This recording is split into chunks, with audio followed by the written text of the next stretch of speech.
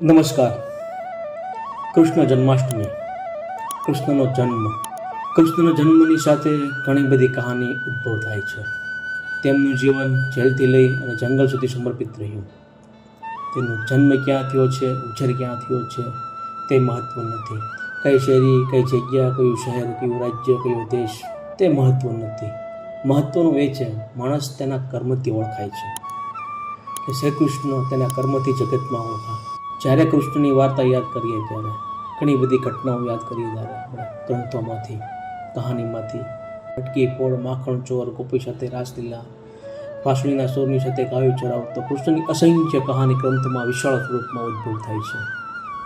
શ્રી કૃષ્ણનું સ્વરૂપ અખંડ બ્રહ્માંડ જેવું છે. તેની વિચારધારા આજે પણ અનંત છે. શ્રી કૃષ્ણએ જીવન સૃષ્ટિ માટે અસંખ્ય કામ કર્યા. ઘણા બધામાં તેમને સફળતા મળી, પણ એક ઘટનાને ટાળી ન શક્યા અને તેમાં તેમને નિષ્ફળતા મળી.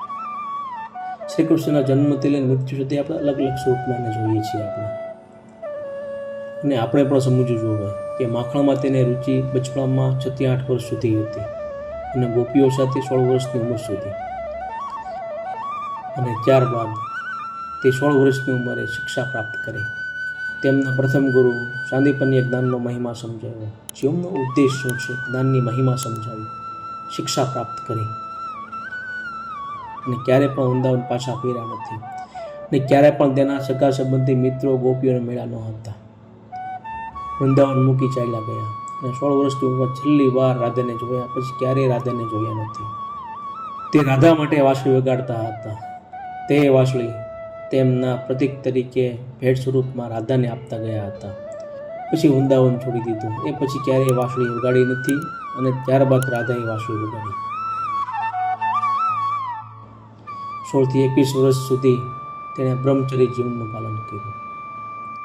કૃષ્ણે સંન્યાસ જીવનમાં ખૂબ જ સાધના કરી અને પછી આત્મજ્ઞાનથી તેના જીવનમાં એક વળાંક આવ્યો અને ત્યારબાદ તેમનું જીવન રાજનીતિ પ્રક્રિયા, આધ્યાત્મિકતા પ્રક્રિયાને જોડવા માટે પોતાનું જીવન સમર્પિત કર્યું હતું. ખૂબ જ અદ્ભુત. જે નિષ્ફળતા જે આવે છે, યાદ રાખજો મિત્રો, સફળતામાં દરેક લોકો તમારી પાસે હોય, જ્યારે નિષ્ફળતા તમારી પાસે આવે ત્યારે કશું તમને મળતું નથી, બસ હતાશ મળે છે.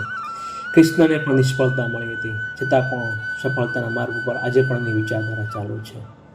ત્યારબાદ તેમનું જીવન રાજનીતિ, કાર્યવિધિ અને આધ્યાત્મિક પ્રક્રિયાને જોડવા માટે પોતાનું જીવન સમર્પિત કર્યું, પરંતુ તેણે દરેક શક્ય પ્રયત્નો કર્યા વિનાશને ટાળવા. આ ગ્રંથની વાત ઇતિહાસમાં ક્યારેય પણ આપણે કરતા નથી. શ્રી કૃષ્ણએ ઉત્તર ભારતની અંદર મેદાનમાં 1000થી વધારે આશ્રમ બનાવ્યા, કારણ કે આધ્યાત્મિક પ્રક્રિયાને અલગ કરવા માંગતા ન હતા, તે જોડવા માંગતા હતા. 1000 વધારથી આશ્રમ ખૂબ મોટો શિક્ષાનો પ્રભાવ બનાવ્યો હતો. તે આધ્યાત્મિક પ્રક્રિયાને જીવનનો એક ભાગ બનાવવા માંગતા હતા. આધ્યાત્મિક જીવનનો મુખ્ય સંવિધાન ધારામાં લાવવા માંગતા હતા, ખાસ કરીને દેશના શાસકો માટે. આજે પણ આપણે આધ્યાત્મિક જીવનને મુખ્ય સંવિધાન ધારામાં લાવી શકતા નથી, ખાસ કરીને દેશના શાસકો માટે. તે સમય પર ભારત પર રાજ કરતા હતા. તે સમયની રાજનીતિ પ્રક્રિયા આધ્યાત્મિક બનાવવા માંગતા હતા. તેથી તે સ્પષ્ટ લાગે છે કે તે સમયની રાજનીતિ લોકતાંત્રિક ન હતી. શ્રી કૃષ્ણે તે સમયની અંદર વિચાર્યું સૌથી મહત્વની બાબત, જો આધ્યાત્મિક શાસકો સુધી પહોંચે તો તેનો ફાયદો સ્વાભાવિક રૂપમાં લોકો સુધી પહોંચે. જે લોકો બીજાના જીવનને સંભાળે છે, જેમ કે રાજા, પ્રધાનમંત્રી, રાષ્ટ્રપતિ અથવા કંપનીના કોઈ વડા, જે લોકો માટે કામ કરે છે, જ્યારે આપણી પાસે આવી જવાબદારી હોય ત્યારે દરેક વિચાર ઉત્પન્ન કરીએ, દરેક ભાવના ઉત્પન્ન કરીએ છીએ, દરેક કામ કરીએ છીએ, વિચારનો ફ્રોડ બનાવીએ છીએ. આપણે ઘણા બધા વિચારો ઉત્પન્ન થતા હોય છે. તે વિચારો, તે કામો લાખો લોકો જિંદગીના પ્રભાવિત થાય છે. જ્યારે આપણી પાસે આવી જવાબદારી હોય છે તે ખૂબ જ મહત્વપૂર્ણ છે કે તમે સારી સ્થિતિ ઉપર છો, તમે શું વિચારો છો, તમને શું લાગે છે, તમારી કઈ વિચારધારા છે, તમે તમારી જવાબદારી લોકો સુધી સુખાકારી માટે કામ કરવું જોઈએ તે સ્થિતિ ઉપર છો, એ ખૂબ જ મહત્વનું છે. તે સમયે શ્રી કૃષ્ણ શાસકો માટે કામ કર્યું હતું. તે ઈચ્છતા હતા તે સમયના રાજાઓ, શાસકો આધ્યાત્મિક બને, પણ દુર્ભાગ્યથી તેનો અંત વિનાશ તરફ થયો. કુરુક્ષેત્ર વિનાશનું છે. એક ભયંકર યુદ્ધ જેમાં માનવીની પેઢીઓ નાશ પામી, પરંતુ છતાં આપણે તેની આજ પૂજા કરી છે શ્રી કૃષ્ણની. તે જે ઘટનાને રોકવા માંગતા હતા તે બધું નિષ્ફળ ગયું. કુરુક્ષેત્ર યુદ્ધની સાથે ખૂબ જ મોટું યુદ્ધ થયું અને તમને નિષ્ફળતા મળી. એક ઘટના તેઓ કોઈ પણ કિંમતે રોકવા માંગતા હતા, તે હતું યુદ્ધનું યુદ્ધ.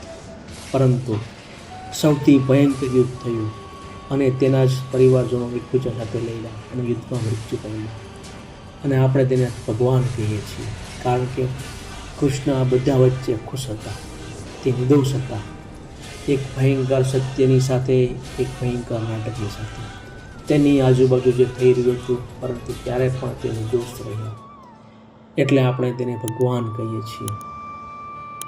આપણે પણ દુનિયામાં સફળ બનીએ કે નહીં, સત્ય કર્મ ઉપર નિર્ભર છે કે આપણે આપણું જીવન જાગૃત રહીને ચલાવી શકીએ. શ્રી કૃષ્ણની જેમ. શ્રી કૃષ્ણ તેમનો જન્મ ક્યાં થયો છે, ઉછેર ક્યાં થયો છે, મહત્વનું નથી. મહત્વનું એ છે કે તેનાથી કર્મથી ઓળખાય છે. ખૂબ જ મોટી વિચારધારા. જન્માષ્ટમીમાં આજે પણ આપણે કૃષ્ણ જન્મને આપણે ઉજવણી કરીએ છીએ. કૃષ્ણ જન્માષ્ટમી છે કે દરેક વખતે દર વર્ષે એક એક વિચારધારા એની ઉત્પન્ન થાય છે. કૃષ્ણનું સ્વરૂપ અખંડ બ્રહ્માંડ જેવું છે, તેની વિચારધારા અનંત છે. આજે પણ શ્રી કૃષ્ણનો જન્મ લે છે, આજે પણ કળિયુગની અંદર શ્રી કૃષ્ણ જન્મે છે અને એની વિચારધારા પણ જન્મે છે. પણ શ્રી કૃષ્ણના રસ્તે આપણે ચાલીએ, સત્યના રસ્તે પર ચાલીએ. નિષ્ફળતા ભલે મળે, નિષ્ફળતા પાછળ પણ સફળતા છુપાયેલી છે. આ હતી કૃષ્ણની ગાથા.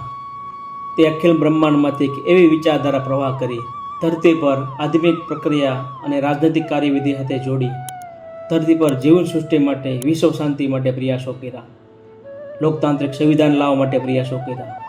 આજે તેની વિચારધારા અનંત છે. વસુધૈવ કુટુંબકમ.